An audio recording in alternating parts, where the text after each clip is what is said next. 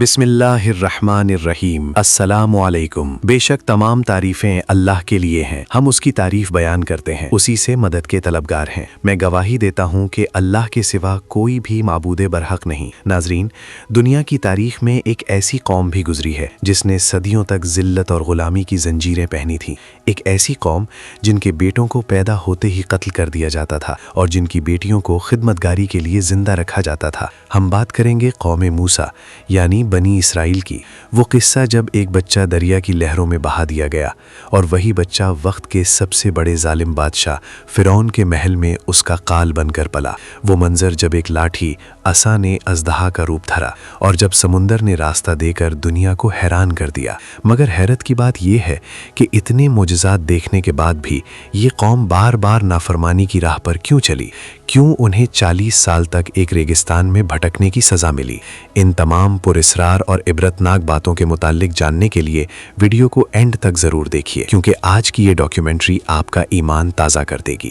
خواتین و حضرات، مصر ایجپٹ کی سرزمین پر بنی اسرائیل پر ظلم کی انتہا ہو چکی تھی۔ فرعون نے ایک خواب دیکھا تھا کہ بنی اسرائیل میں ایک ایسا بچہ پیدا ہوگا جو اس کی حکومت کو ختم کر دے گا۔ اس ڈر سے اس نے ہزاروں معصوم بچوں کو قتل کروا دیا، لیکن اللہ کی تدبیر سب سے بہتر ہے۔ حضرت موسیٰ علیہ السلام کی والدہ نے انہیں ایک صندوق میں ڈال کر دریائے نیل میں بہا دیا۔ وہی دریا انہیں فرعون کے محل کی دیواروں تک لے گیا۔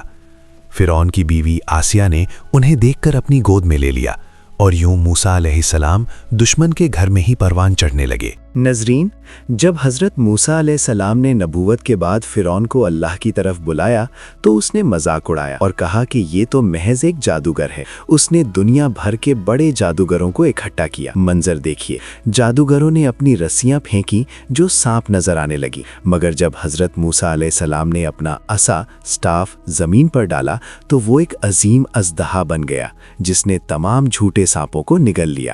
جادوگر سمجھ گئے کہ یہ جادو نہیں، اللہ کی قدرت ہے، اور وہ وہیں سجدے میں گر گئے۔ خواتین و حضرات، وہ رات تاریخ کی سب سے عظیم رات تھی۔ حضرت موسیٰ علیہ السلام اپنی قوم کو لے کر مصر سے نکل پڑے۔ پیچھے فرعون کا ہاتھی اور گھوڑوں والا لشکر تھا اور آگے دریائے نیل کی لہریں۔ قوم چلانے لگی، ہم پکڑے گئے۔ تب اللہ کا حکم آیا، اپنی لاٹھی دریا پر مارو۔ حضرت موسیٰ علیہ السلام نے لاٹھی ماری اور دریا کے بیچ میں سے 12 راستے نکل آئے۔ پانی کی دیواریں کھڑی ہو گئیں۔ بنی اسرائیل باحفاظت گزر گئے، مگر جب فرعون وہاں پہنچا تو پانی دوبارہ مل گیا اور وقت کا تکبر سمندر کی گہرائیوں میں غرق ہو گیا۔ ناظرین، دریا پار کرنے کے بعد بنی اسرائیل کو صحرا سینا ڈیزرٹ آف سائنائی میں پڑاؤ ڈالنا پڑا۔ وہاں دھوپ سے بچنے کے لیے اللہ نے بادلوں کا سایہ کیا۔ بھوک لگی تو آسمان سے من و سلوا جنتی کھانا نازل کیا۔ پیاس لگی تو حضرت موسیٰ علیہ السلام نے پتھر پر لاٹھی ماری اور 12 چشمے پھٹ پڑے۔ اتنے انعامات کے بعد بھی انہوں نے ناشکری کی۔ انہوں نے کہا، ہم ایک ہی طرح کا کھانا نہیں کھا سکتے، ہمیں زمین کی دالیں اور سبزیاں چاہیے۔ اور جب انہیں مقدس شہر